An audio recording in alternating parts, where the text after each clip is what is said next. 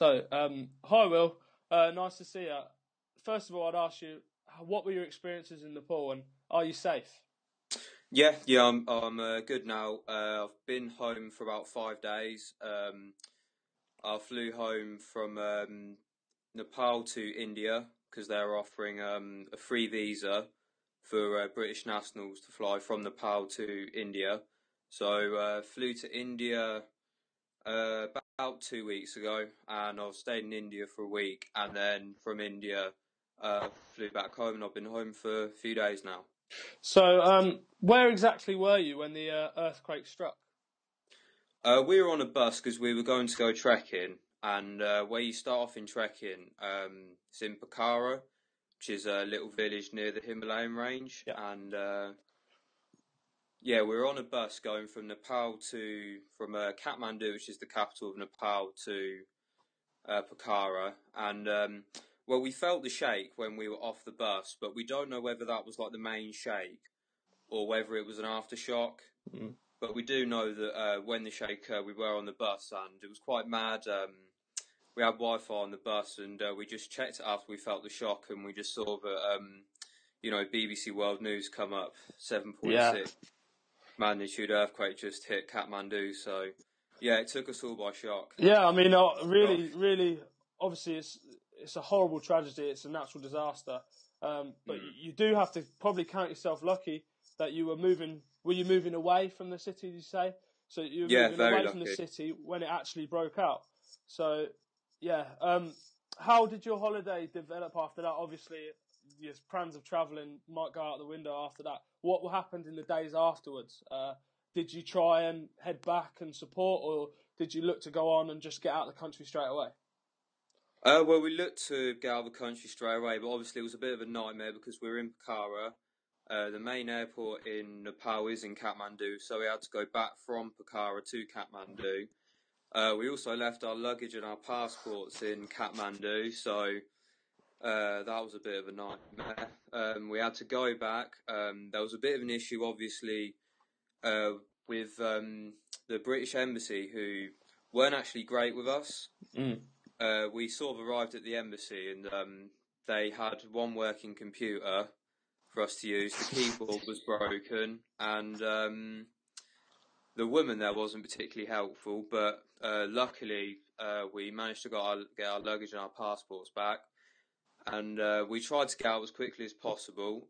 But we were travelling, so obviously we still had money left. We Mm. wanted to carry on travelling. And we heard about an emergency visa that was Yeah. being offered to British nationals, which will allow them to fly into India for a certain period of time. Normally, the visa into India would cost you about £100, but with this emergency visa, it would let you in for free, which was obviously very good. But when we actually got to the airport in Kathmandu, they hadn't actually been informed about it.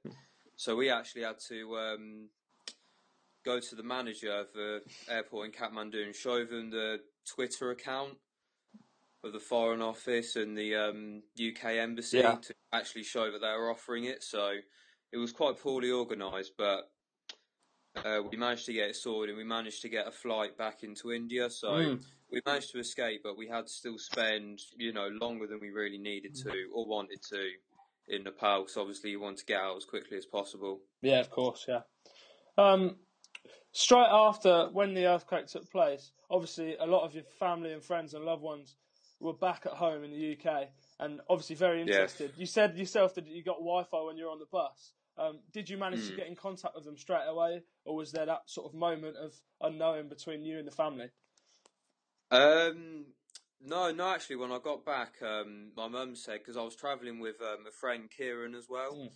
and he managed to tell his mum straight away, and then his mum managed to tell my mum before she woke up and saw the news reports about Nepal Oh, earthquake. brilliant! So she actually found out about the earthquake and the fact that I was fine before she read about the earthquake.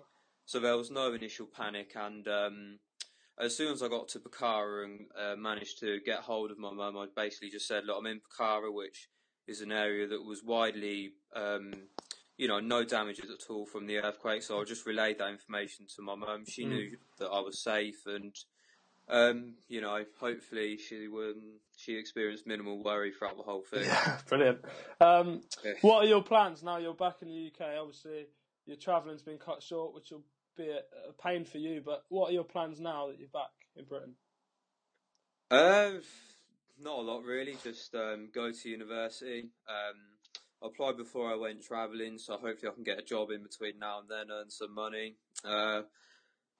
Obviously, I'd still like to be out there because we originally planned 5 months worth of travelling, but because of the Nepal earthquake, I think me and the friend that we were travelling with, we both thought, look, this has been a bit of an ordeal. It's been a massive thing for our family, so I think we're doing us all some good by going home and maybe just planning a trip after uni. Definitely, brilliant.